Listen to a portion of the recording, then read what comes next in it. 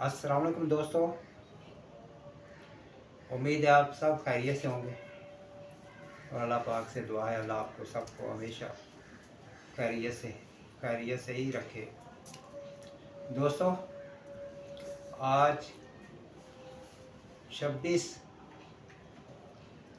अक्टूबर 2024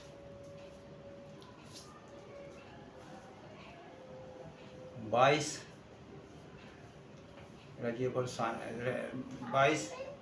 जुमादुल सानी शाम के 4:30 बजे। दोस्तों, आज हम ताज़ा तरीन सूरत हाल की बात करें या हालात हाज़रा की बात करें तो कैफियत ये बनती है कि इसराइल जो कि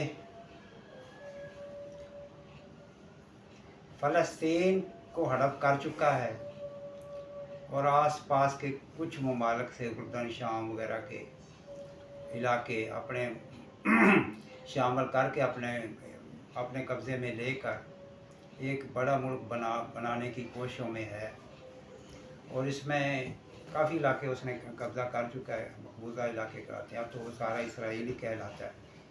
फ़लस्तीन का तो खैर उसने नामो निशान 1946 में ही मिटा दिया था। दोस्तों, कहने का मकसद है कि आज सुबह इसराइल ने ईरान पे हमला किया। उसने 20 मकामात को निशाना बनाया है, 20 मकामात को टारगेट किया है।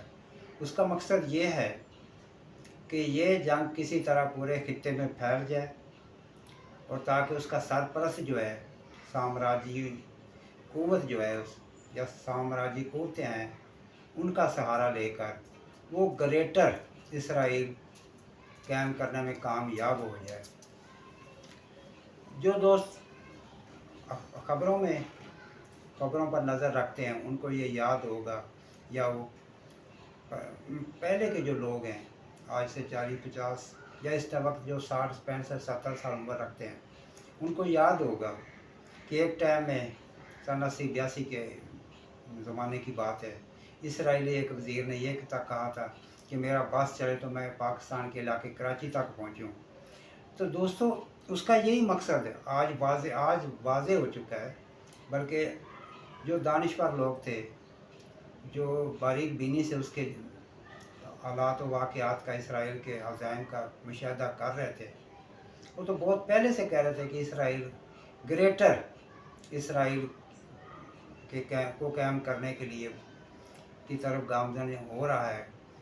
आज वो, बल्कि आज नहीं, वो 1 साल पहले से 7 अक्टूबर से, जब पिछले साल उसने फ़लस्तीन के इलाके पे कब्ज़ा किया या मतलब बमबारी करी, हमला किया, तो उसके इलाके पे तकरीबन उसका कब्ज़ा ही है और जहाँ चाहता है वो बमबारी कर रहा है, वो हलाकतें कर रहा है। हलाकतें 43,000 के करीब हो चुकी हैं। ज़ख्मी जो हैं वो कोई 1 लाख के करीब हैं जंग के ज़ख्मी। उसके बावजूद उसने एक नया महाज खोलते हुए लबनान पर हमला शुरू कर दिए।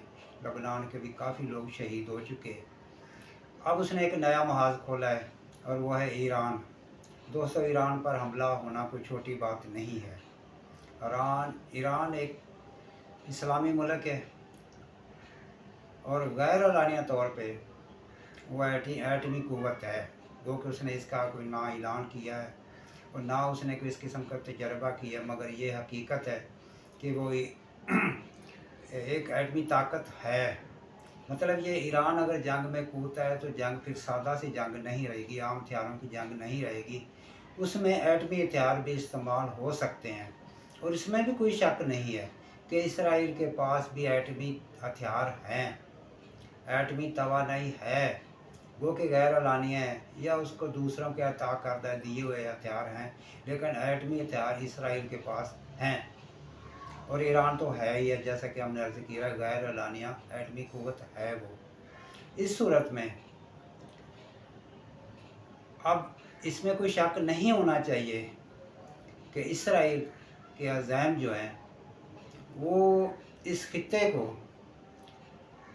अमन से दूर रखना चाहते हैं और उसमें वो एक अदम जो वो है, क्या कहना चाहिए कि यानी ये कि वो इस खित्ते में अदम इस्तेहकाम पैदा करना चाहता है ताकि वो दीगर इलाकों पर भी कब्ज़ा कर सके या दीगर इलाकों को भी जंग की लपेट में ले सके।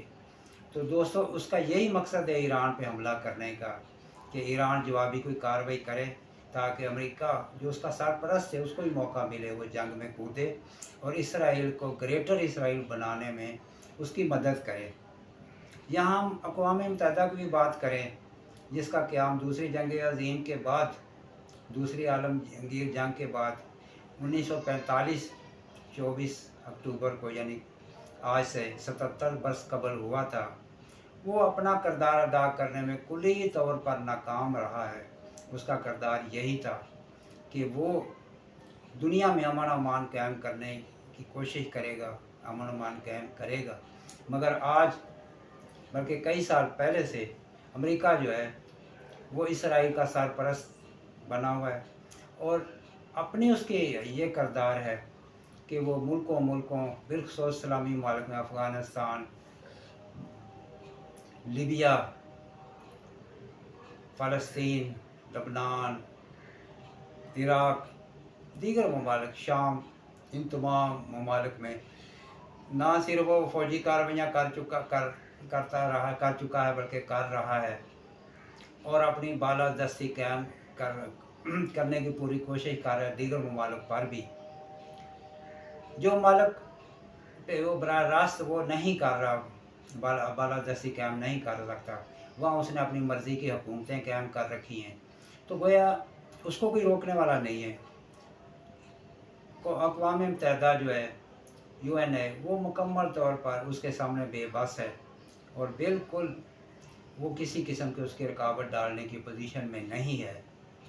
होना तो यही चाहिए था कि शुरू से ही उसको इन चीज़ों से रोकती, उसकी बालादस्ती को कायम ना होने देती, लेकिन वो अपनी बालादस्ती कायम करने के लिए ये तमाम इक़दाम कर रहा है और अपने इत्तेहादियों के ज़रिए इस्लामी मुल्कों को बिलखसूस निशाना बना रहा है और उनको कमज़ोर से कमज़ोर करता जा रहा है। बिलखसूस फ़लस्तीन के जो आस-पास के इलाके हैं उनमें तो बिल्कुल भी वो ना कोई मजबूत हुकूमत आने दे रहा है और ना ही वो हुकूमत कोई मजबूत देखना चाहता है। अलबत्ता ईरान एक ऐसी क़ुव्वत है जो उसके सामने एक बड़ी रुकावट बना हुआ है, बना रहेगा और यही बन सकता है। इसलिए अमेरिका खुद इसमें कूदने की बजाय इसराइल को शाबाशी दे रहा है, उसकी हौसला अफजाई कर रहा है। बल्कि आज का जो हमला हुआ है, आज सुबह जो है, इसमें भी इसराइल ने, ये मैं आलमी मीडिया कह रहा है, इसराइल ने सबसे पहले अमेरिका को, अमेरिकी सदर को, अमेरिकी हुकाम को आगाह कर दिया था कि मैं ऐसी कार्रवाई करूँगा। चुनांचे उसने ऐसी कार्रवाई की और बिलखसूस ईरान के उन इलाकों को दफाई लिहाज से जो है उन इलाकों को निशाना बनाया, उनकी फ़ौजी तनसीबात पे हमले किए। तो ये किस तरफ इशारा है? ये हम जैसे बार बार कह रहे हैं, ये ग्रेटर इसराइल की तरफ उसका इशारा है ये तमाम हालात का।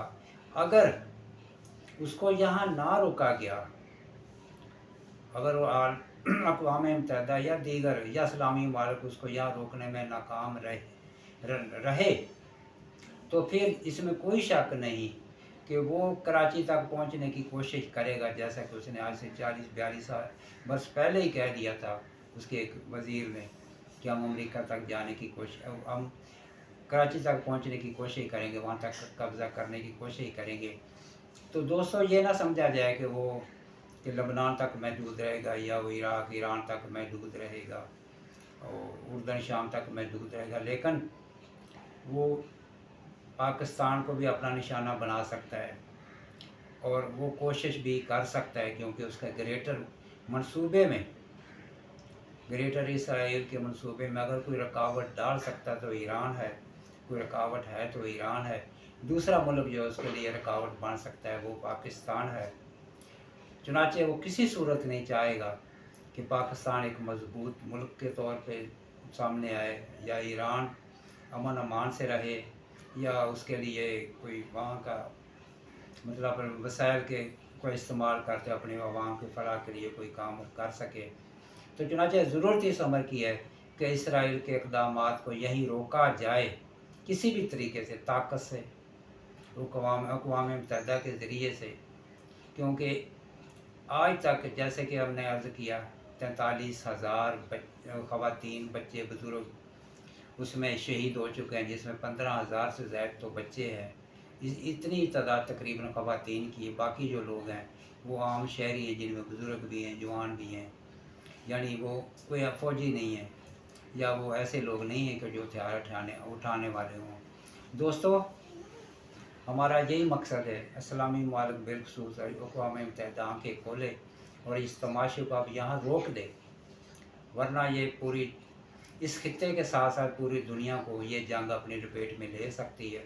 और तीसरी आलमगीर जंग जो है उसका बहस इसराइल के ये अज़ैम बन सकते हैं, जो कि बहुत बड़ी तबाही का बहस बनेंगे, क्योंकि इस वक्त बहुत सारे ममालिक ऐसे हैं जो अलानिया और गैर अलानिया एटमी क़ुव्वत हैं, और फिर जो अमन अमान का मसाइल पैदा होंगे दुनिया में, ये शायद दुनिया की तबाही का ही बहस होंगे।